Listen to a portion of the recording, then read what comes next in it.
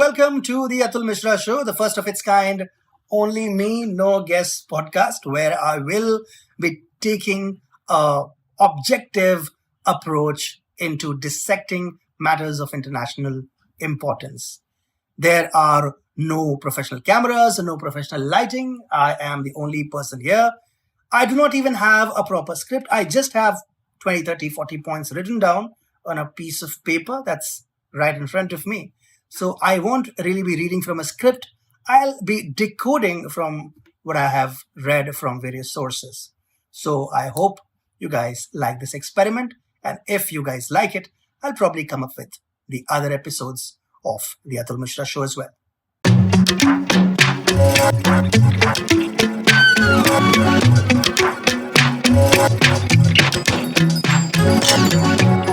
A year ago, an incident occurred that profoundly impacted European energy security and the geopolitical landscape. The Nord Stream pipeline bombings. This event, involving two key natural gas pipelines running from Russia to Germany through the Baltic Sea, marked a significant escalation in the already tense relationship between Russia and the EU. Now, Nord Stream 1, it was operational since, if I'm not wrong, 2011. It was a critical route for Russian gas into Europe. It symbolized a major step in energy cooperation between the two regions. A decade later, Nord Stream 2 was completed, intended to double the capacity and further secure energy supplies. However, due to rising political tensions that are ever present anyway, it never became operational, becoming instead a point of contention between Russia and the EU. On September 26, 2022, the simmering tension took a dramatic turn. Explosions ripped through 3 of the 4 pipelines, causing massive leaks of natural gas into the Baltic Sea.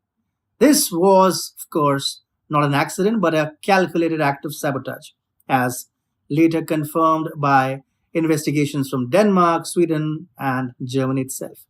The immediate consequences were not only environmental due to the gas leaks, but also geopolitical. In the aftermath of the bombings, a whirlwind of accusations and theories emerged. Biden almost immediately blamed Putin. Putin accused the US and the UK for orchestrating the attack, an allegation that both the countries vehemently denied. There was also speculation about Ukrainian or pro-Ukrainian group involvement, but no concrete evidence supported this theory. The impact on the European energy market was immediate and, of course, severe because it was already grappling with an energy crisis due to the war in Ukraine.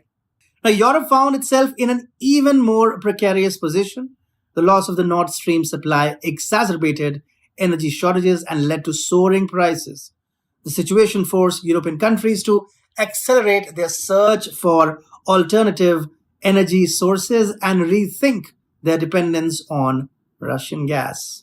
The question of repairing the heavily damaged pipelines became a complex issue, given the high cost and, of course, the intricate geopolitical dynamics. The prospects of restoring these energy channels were uncertain.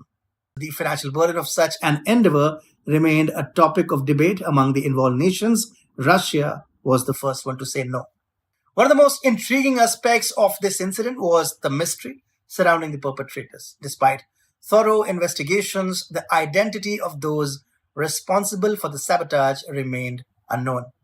This unresolved mystery added a layer of complexity to the already complicated geopolitical situation. The long-term implications of the Nord Stream pipeline bombings are profound.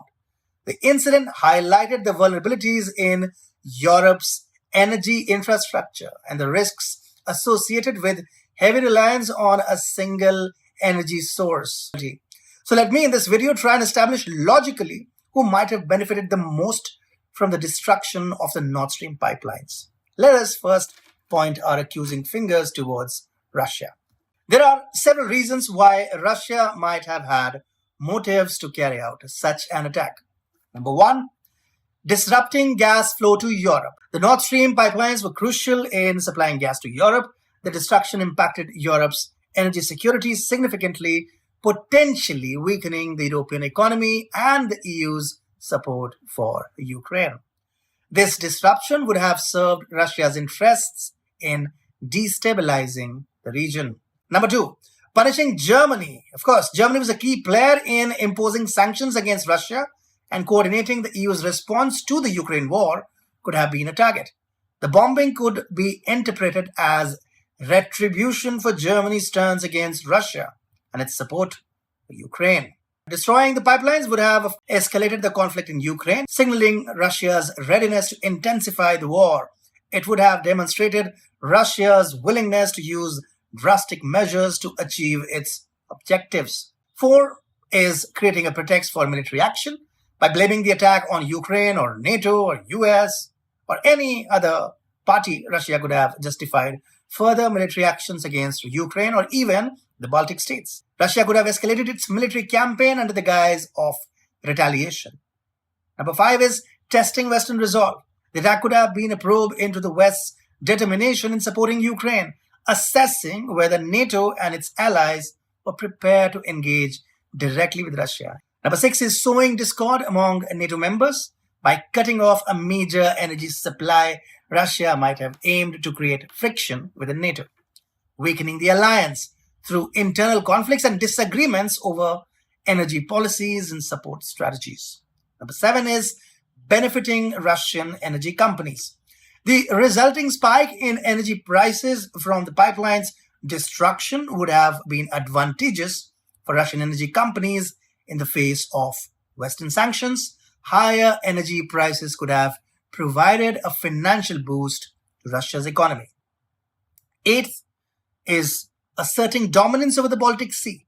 The destruction of these pipelines, a symbol of Russia's influence in the Baltic region, could be seen as a move to reassert dominance, signaling to neighboring countries Russia's total control over the area. Number 9, demonstrating underwater warfare capabilities. The attack could showcase Russia's advancements in underwater warfare technology. Demonstrating these capabilities would have enforced its position as a significant military power in underwater combat. Now, 10th is, of course, sending a global message. Finally, the bombing could have served as a broader message that Russia remains a formidable global power not to be underestimated. Amid increasing isolation, such an act could be intended to remind the world of Russia's influence and capabilities. So to sum it all up, while the actual perpetrator of the Nord Stream pipeline bombing remains unknown, these hypothetical motivations provide insight into why Russia might have been interested in carrying out such an attack. Let me make it absolutely clear, I do not believe in any word of it. Now let's move to US, the uncrowned guardian of the world. There are several hypotheses as to why the US might have had motives to carry out such an attack. Weakening Russia's economy could have been the first motive. The Nord Stream pipelines were a significant source of revenue for Russia. Their destruction would have dealt a major blow to the Russian economy, impairing its ability to finance the war in Ukraine and resist Western pressures. Now, the second reason could be dividing Russia and Europe. The pipelines, of course, symbolize some sort of cooperation between Russia and Europe. Their destruction could have driven a wedge between the two, complicating any diplomatic settlement over Ukraine and Europe's efforts to reduce reliance on Russian energy. Number 3 could have been strengthening NATO. The bombing would have posed a severe threat to European security, potentially prompting NATO members to increase defense spending. This would have strengthened NATO's stance against Russia. Now, another reason could be punishing Russia for aggression in Ukraine. The destruction of these pipelines might have been perceived as some sort of America-style punishment for Russia's invasion of Ukraine, sending a clear message against Russian aggression and asserting that such actions would have serious consequences. Next reason is deterrence against further Russian aggression. The attack could also serve as a deterrent, warning Russia against further military actions in Ukraine or elsewhere, demonstrating the West's readiness to take decisive action, that too immediately. Then maybe signaling to China. Such an act could be interpreted as a signal to China, indicating the US's willingness to use force to protect its interests. An important message in the context of the US countering China's global influence. Now, another reason could be boosting the US domestic natural gas industry, and it actually did happen. The incident has actually increased Europe's demand for US's natural gas, benefiting the American industry and potentially leading to job creation. Dominance in the energy sector, demonstrating its role as a leading natural gas supplier and its capability to disrupt rivals' energy supplies. And then there is, of course, sending a global power message. Yak could be seen as a statement of American power, showing the world the US's willingness to use military might to achieve its objectives. And then there is US underwater warfare capabilities, a demonstration of it. It could also showcase America's advancements in underwater warfare, highlighting the US's investment in this area and its status as a key player, the best player in such military domains. If you guys remember, Mexico did accuse the United States of being behind the sabotage of the Nord Stream pipelines. Again, while speculative, these reasons provide a framework to understand potential US motivations behind such an attack. Considering the broader context of international relations, energy politics, military strategy, and global power dynamics. Now let us come to Norway. Norway, the oh so peaceful Nordic country. Why Norway is here is because of Pulitzer Prize winning investigative journalist Seymour Hersh, who made significant allegations regarding Norway's involvement in this incident, suggesting deep-seated cooperation between Norway and the United States. He suggested that this act was not an isolated incident, but part of a longer history of covert operations involving Norway and the US. Now, historical cooperation, according to Hersh, Norway's secret cooperation with the US dates back to the Cold War. This long-standing relationship implied a deeper level of some sort of a strategic partnership than publicly acknowledged.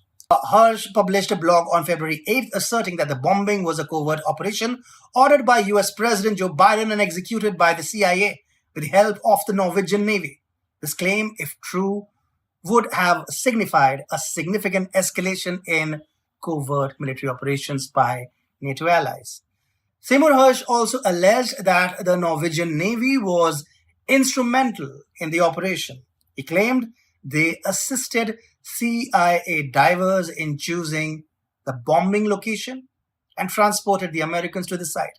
Such involvement would indicate a direct role of the Norwegian military in a significant act of sabotage. Norway has faced accusations of creating a proxy Wagner agent for NATO, suggesting its involvement in covert military activities beyond its publicly stated defense policies. Now, Norway's preparation to host the joint Viking exercise, including 10,000 Norwegian and NATO troops, was highlighted. This event can be seen as a demonstration of Norway's military capabilities and its alignment with NATO's strategic interests. The article by Seymour Hersh painted Norway's neutrality as a mere facade, describing the country as heavily influenced, if not controlled, by the United States. Such a portrayal challenges the commonly held view of Norway as an independent, somewhat peaceful actor on the global stage, or against its national interests.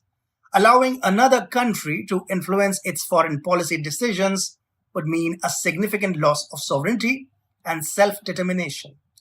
He concluded the article with a warning that Norway's actions under the influence of the US could lead to detrimental consequences for the country. To direct its foreign policy, Norway risks its own security and international standing. Seymour Hersh's allegations proposed a complex and covert relationship between Norway and the United States. These claims were never substantiated, though.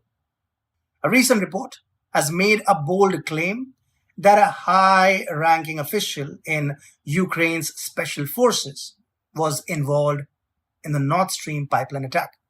According to the report, Colonel Roman Chevinsky, a senior figure in the Ukrainian military, coordinated the pipeline attack. It was allegedly executed by a 6-person team equipped with deep sea diving gear. Adding to the complexity of the already complex situation, Chervinsky is reportedly in jail due to an unrelated incident involving an attempt to persuade a Russian pilot to defect. So he has categorically denied any involvement by Ukraine in the Nord Stream pipeline attack. Such a denial is, of course, critical in understanding Ukraine's official stance on the matter. The highest-ranking officer in Ukrainian military also denied any Ukrainian involvement. This unified denial from both the political as well as the military leadership of Ukraine presents a stark contrast to the allegations in the report. Intelligence agencies reportedly had prior suspicions that Ukraine was considering an attack on the Nord Stream pipeline. They did nothing. They probably participated in it. This information suggests that the idea of a Ukrainian plot was not entirely unforeseen. Then there was a classified document. National Guardsmen indicated that General Zaluzhny might have been involved in planning the attack with President Zelensky. This claim, if true, could indicate internal divisions or secrecy within the Ukrainian government. The CIA reportedly briefed several European governments about a potential Ukrainian plot to bomb the pipeline in June 2022. This briefing further complicates the narrative and raises questions about the level of concern among European and American intelligence agencies. Then there was a damning report from NYT. A report by the New York Times in March suggested a possible link between Ukraine and the Nord Stream attack. Such a suggestion by a major news outlet adds some degree of credibility to the theory of Ukrainian involvement. And then there are unverified sources. The report on Chervinsky's involvement, however, did not disclose its sources. The lack of named sources involvement in the Nord Stream pipeline attack. If these insinuations hold true, it would not only redefine the incident, but also signify a profound shift in the international political landscape, marking a descent into a post-truth era, which is characterized by a scenario where objective facts are less influential in shaping public opinion than appeals to emotion and personal belief.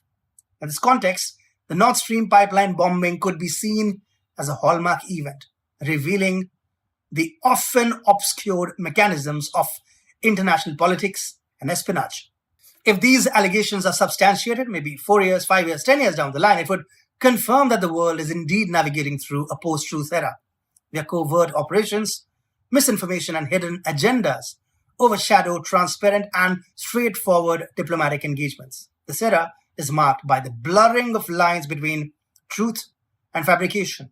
State actions are concealed behind layers of secrecy and denials, making it difficult for the public and even for other states to discern reality.